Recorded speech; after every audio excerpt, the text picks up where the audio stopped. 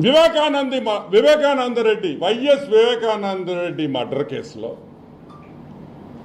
Broker Dharmareddy ఢిల్లీలో home మినిస్ట్రీలో lobbying చేసాడా లేదా? Lobbying చేసి అవినాష్ రెడ్డిని బయటపడేదానికి ప్రయత్నాలు చేసాడా లేదా అనే విషయం మీకు చాలాసార్లు మేము మాట్లాడాము.